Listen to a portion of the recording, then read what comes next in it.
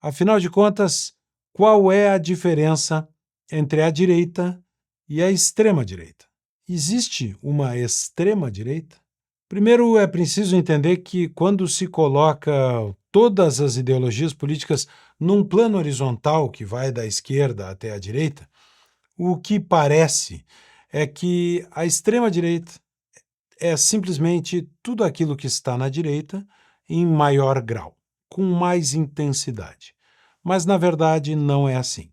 Na verdade, o grande grupo do aquilo que chamamos de ideologias de direita engloba coisas que são muito diferentes entre si, não apenas em grau, mas na natureza daquilo que são.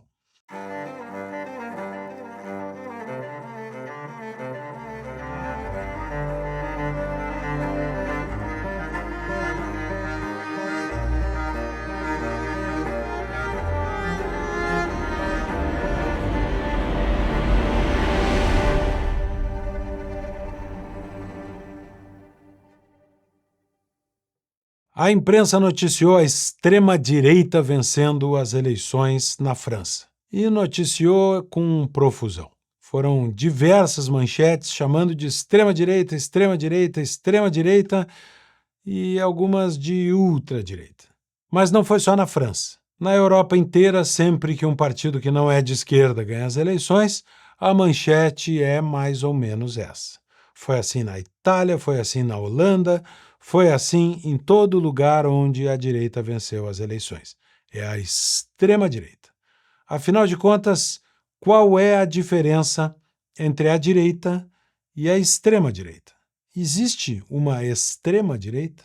Primeiro, é preciso entender que, quando se coloca todas as ideologias políticas num plano horizontal que vai da esquerda até a direita, o que parece é que a extrema-direita é simplesmente tudo aquilo que está na direita em maior grau, com mais intensidade. Mas, na verdade, não é assim.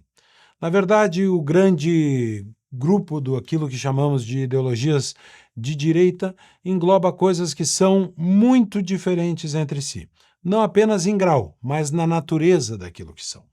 Eu gosto de considerar o liberalismo dentro do campo da direita, junto com o conservadorismo, também uma ideologia de direita.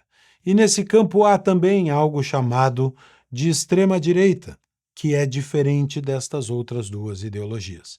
Não é uma diferença apenas de grau, é uma diferença de natureza do pensamento político. Primeiro, o conservadorismo. O conservadorismo tem a tradição como um dos valores políticos fundamentais de uma nação. A manutenção da tradição é papel do Estado. E a prudência é digamos, o método de ação política. Devagar com andor que o santo é de barro. Essa é a conduta conservadora ordinária. O conservadorismo tem, é verdade, um tom de nacionalismo, que vem da tradição. Valorizar aquilo que é da terra, aquilo que representa os valores da nação, aquilo que representa o modo de ser de um determinado povo, mas também um nacionalismo econômico, de barreiras alfandegárias, de proteção da indústria nacional, um nacionalismo moderado. E o conservadorismo também tem uma certa visão de um papel do Estado na moral, como se o Estado tivesse o papel de preservar alguns elementos da visão moral religiosa. O conservadorismo teve como seu primeiro inimigo, principalmente na Inglaterra, o liberalismo. O liberalismo, ainda que seja uma ideologia de direita, ele surge em contraposição ao conservadorismo. E são muito diferentes em muitos elementos. Por exemplo, para os liberais, a liberdade é o valor político supremo e é o elemento mais importante da organização do Estado. A liberdade é que deve ser privilegiada. Isso vale para a rejeição, por exemplo, do nacionalismo naquilo que diz respeito à proteção alfandegária, proteção da indústria nacional.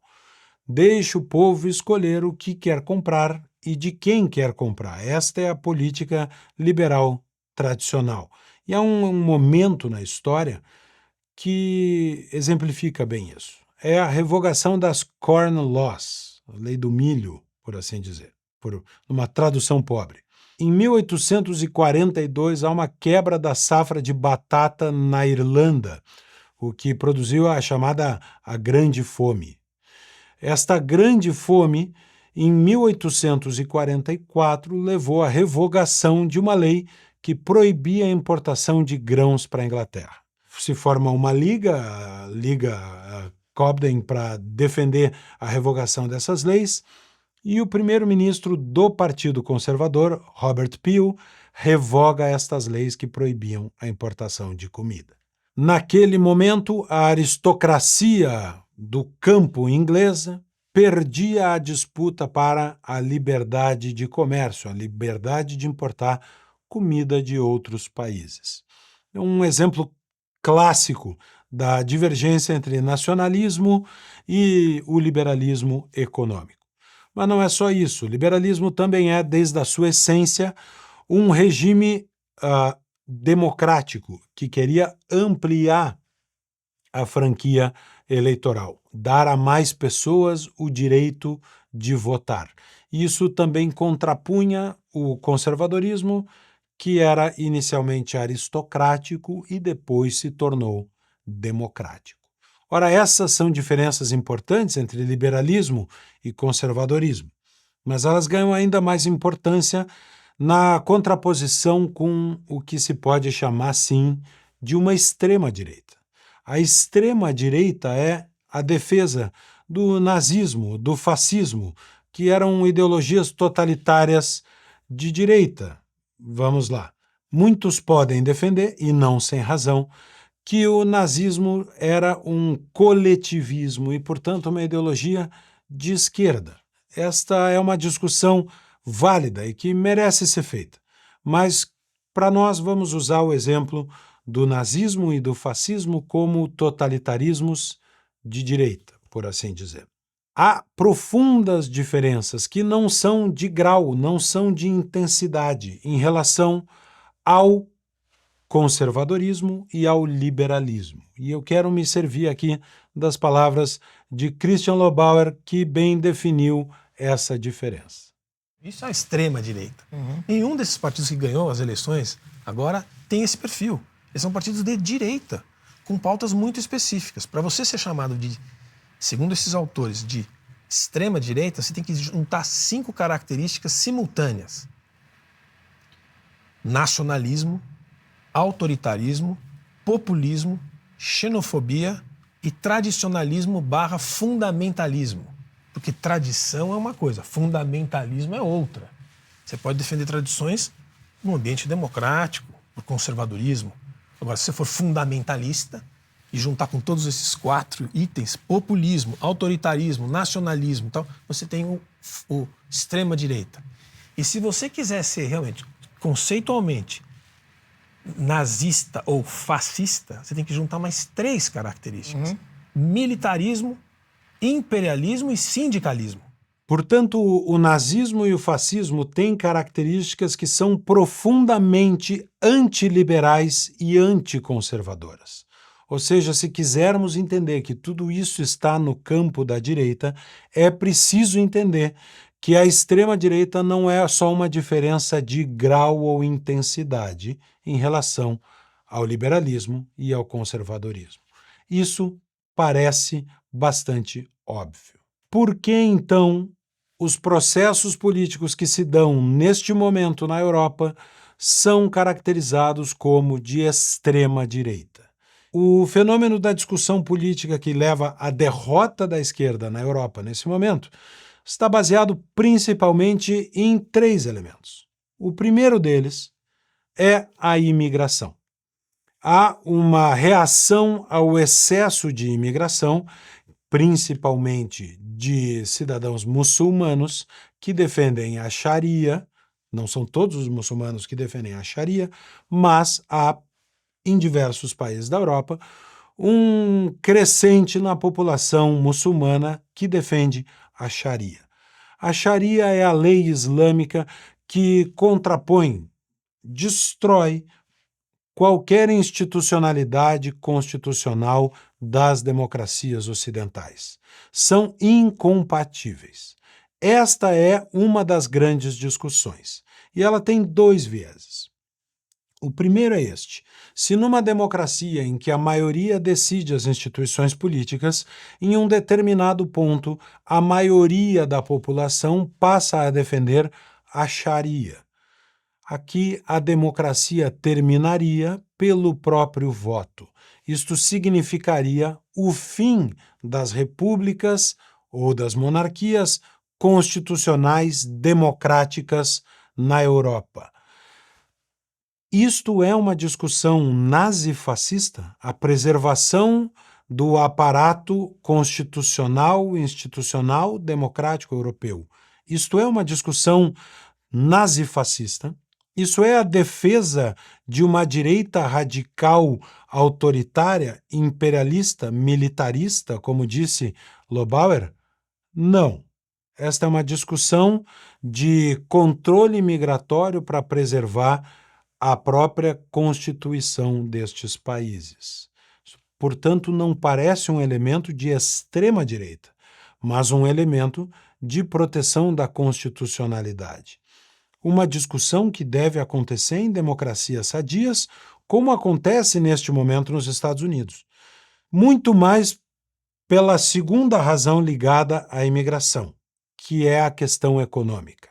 Milton Friedman já dizia: não é possível ter um welfare state, um estado de bem-estar social, com fronteiras abertas. Esta conta não fecha. Cada imigrante que chega nos Estados Unidos hoje, vindo de qualquer país, principalmente da América Latina, atravessa a fronteira e bate na porta do governo pedindo um cheque. É um elemento de nazifascismo um país se questionar até que ponto é possível deixar as pessoas entrarem se nós estamos pagando esta conta? Parece que não. Tanto parece que não, que o próprio Biden, candidato do Partido Democrata, de centro-esquerda americana, defende que sim, há que haver controles migratórios e, ainda que balbuciando no debate, parece defender o controle das fronteiras. Há uma diferença aqui de quantidade de imigrantes que devem ser permitidos entrar num país. Portanto, essa é uma discussão que está muito mais no campo do conservadorismo do que e no campo da política econômica do que no campo de uma extrema-direita. Vou deixar um asterisco para discutir depois, nesta questão da imigração. O segundo elemento dessa discussão europeia é o tamanho dos controles de fronteira, dos impostos de importação, dos controles alfandegários. Ora, a Europa desenvolveu para si todo um arcabouço de legislação trabalhista, de requisitos ambientais e de requisitos de padrão de produção, que hoje não a permitem disputar mercado com países que não têm os mesmos padrões. Esta discussão de o que fazer neste contexto, enfraquecer os controles de proteção ambiental ou aumentar as tarifas de importação para proteger a indústria nacional. Esta discussão de nacionalismo econômico neste grau parece uma discussão muito mais de conservadorismo econômico do que de uma extrema-direita xenófoba. Portanto, este também não é um elemento da discussão política na Europa que aponte para a sobreposição de uma extrema-direita radical nazifascista em razão destes controles de importação e exportação, ou mesmo da discussão do tamanho da proteção ambiental. O terceiro elemento é um elemento de divisão de poder político. Qual é o limite da autonomia da burocracia da União Europeia? Um organismo multinacional que tem um poder executivo que não é eleito. O parlamento sim é eleito, o Parlamento Europeu, mas o poder executivo da União Europeia não é eleito. Fazer a discussão de qual é o limite de autonomia deste organismo multinacional. Esta é uma discussão nazifascista?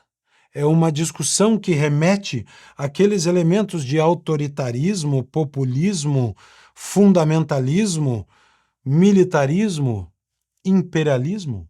Ao contrário. Essa não parece ser uma característica de partidos de extrema-direita, discutir a limitação do poder da União Europeia como organismo multilateral.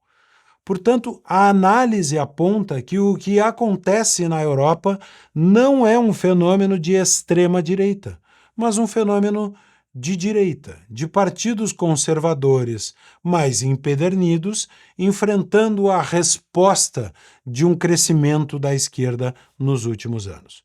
Ou seja, é o pêndulo voltando que traz o ressurgimento de uma direita, não extrema, mas de uma direita, na União Europeia como um todo. Mas há um caso que merece uma atenção especial, dentre tantos, que nós gostaríamos de discutir mais profundamente. É o caso da França. E o caso da França merece uma atenção especial. Veja o que disse Demétrio Magnoli sobre a matéria.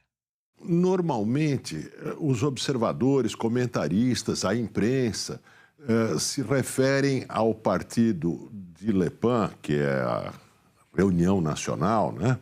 Rassemblement National, que poderia se traduzir como Reunião Nacional, como um partido de extrema-direita. Eu vivo criticando isso. Eu vivo criticando isso porque isso é inércia intelectual. Como o partido foi de extrema-direita, continua-se a qualificá-lo como um partido de extrema-direita. Ele deixou de ser um partido de extrema-direita. Ele se tornou um partido da direita nacionalista. Qual é a diferença? Quando a gente fala em extrema, né, extremismo, nós estamos falando de um partido que quer derrubar instituições.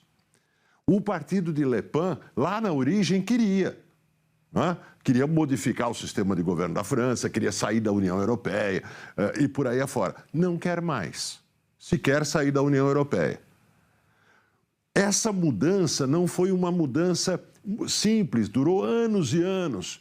O partido foi fundado pelo pai de Marine, Jean-Marie, que era um grande admirador do Marechal Philippe Pétain, líder da França de Vichy, a França que colaborou com a Alemanha nazista durante a Segunda Guerra Mundial.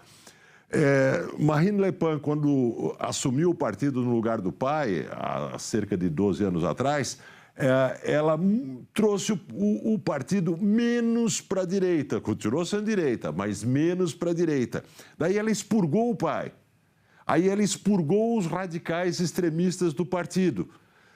E aí ela mudou o programa do partido e o nome do partido, que deixou de se chamar Frente Nacional e passou a se chamar Reunião Nacional. Mas, principalmente, ela passou a elogiar de Gaulle, o grande inimigo da França de Vichy, o líder da resistência francesa na Segunda Guerra Mundial. Ela fez um texto com altos elogios a de Gaulle em 2020 e em 2021 depositou flores na Cruz de Lorena, lá na praia onde de Gaulle desembarcou em 1944.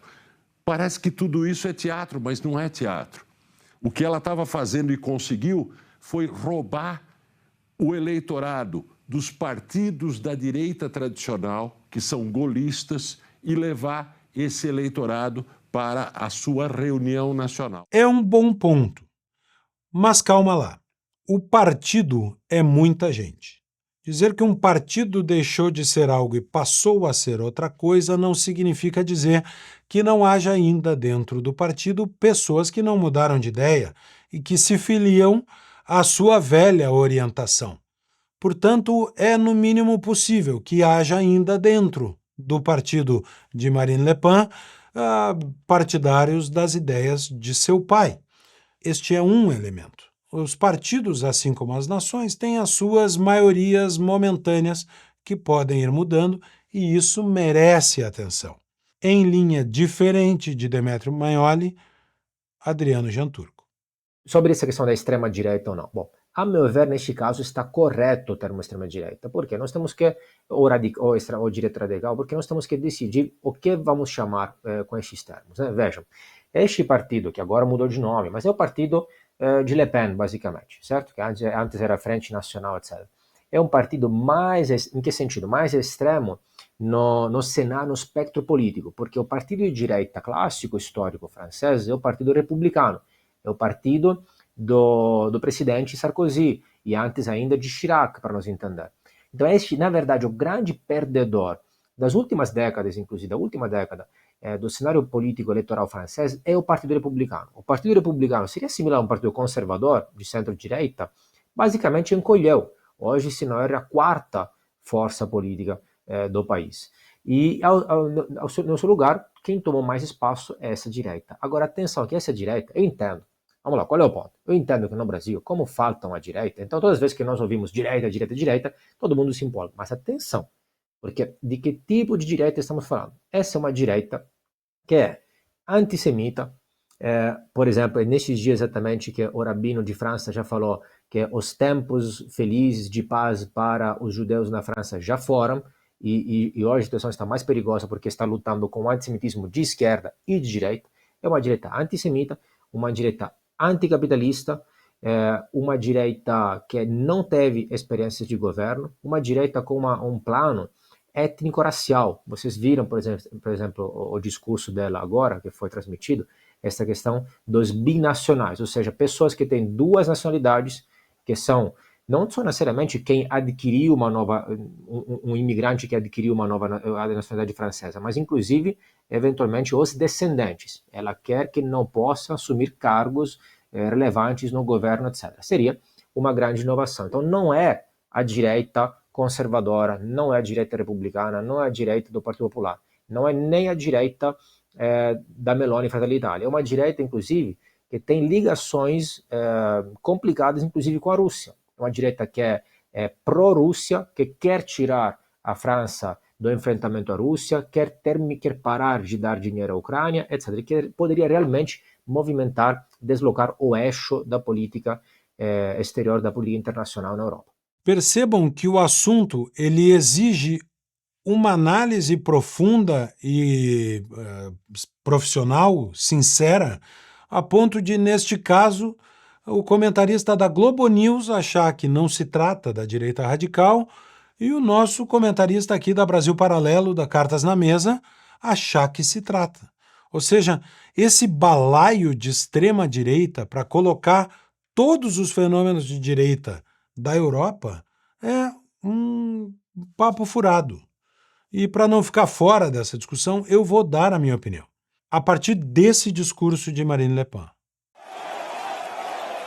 Mais j'en appelle à la sagesse et au bon sens des Français. Qu'on me donne une raison, une seule, pour garder sur notre territoire des étrangers qui collaborent avec une idéologie totalitaire qui veut la mort des Français. Les binationaux en lien avec l'idéologie islamiste doivent être déchus de leur nationalité et expulsés. Les Français qui adoptent l'idéologie de l'ennemi doivent être traduits devant les tribunaux et punis. Les lois existent, il suffit de les appliquer. Eh bien, moi, Présidente, ces lois seront appliquées sans faiblir.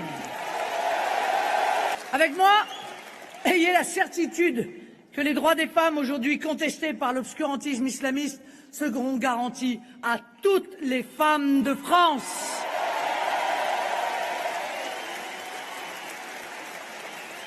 Avec moi, la sécurité n'ira pas à l'encontre de la liberté, en tout cas de la liberté des honnêtes gens.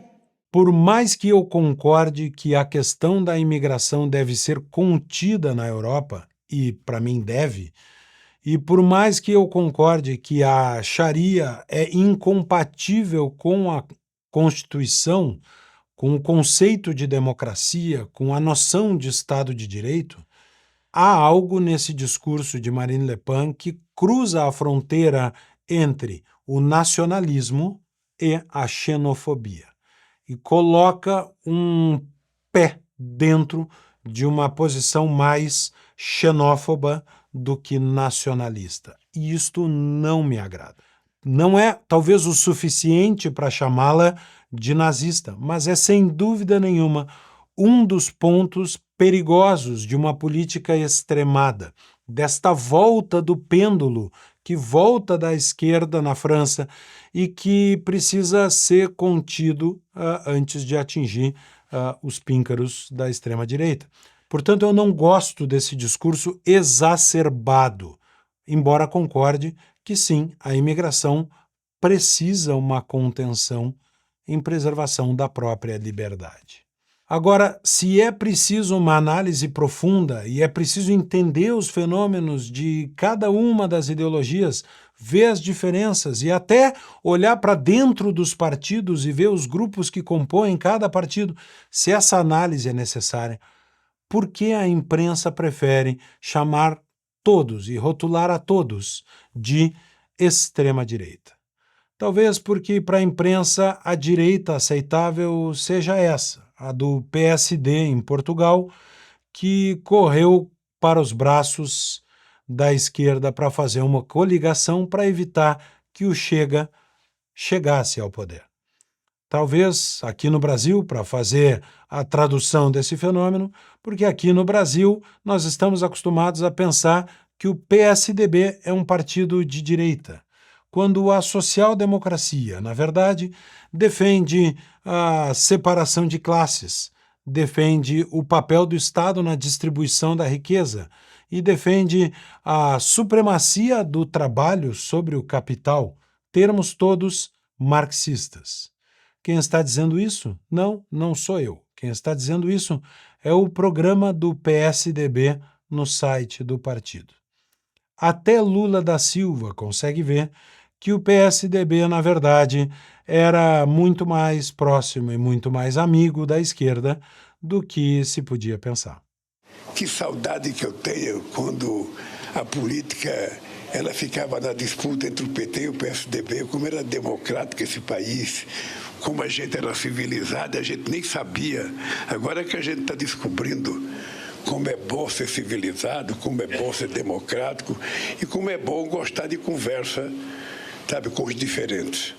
Ou seja, a imprensa brasileira chama o PSDB de direita e não chama Lula da Silva de extrema esquerda, talvez por ele não ser stalinista. Isso já é o suficiente para a imprensa, mas não é o suficiente para julgar o critério da direita. Aliás, sobre isso vale a pena assistir a série O Teatro das Tesouras, aqui da Brasil Paralelo, que mostra essa falsa dicotomia entre a social-democracia e a esquerda na história das eleições brasileiras. Em qualquer dos casos, seja por militância ou por incompetência, o que esta imprensa merece de você é um clique no controle remoto.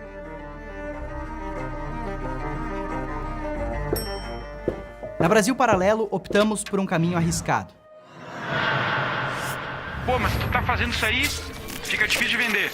Nunca foi sobre vender, Decidimos que por apenas R$19 mensais, você pode desfrutar dos nossos documentários originais. Mas o mais importante, apoia o trabalho da Brasil Paralelo. R$19 não paga muitas coisas hoje em dia. Mal compra um salgado e um refrigerante, e é possível que esse valor já tenha sido gasto por você hoje sem nem perceber. Essa decisão foi tomada com base na nossa crença de que uma grande quantidade de pessoas se uniria a nós nesse propósito.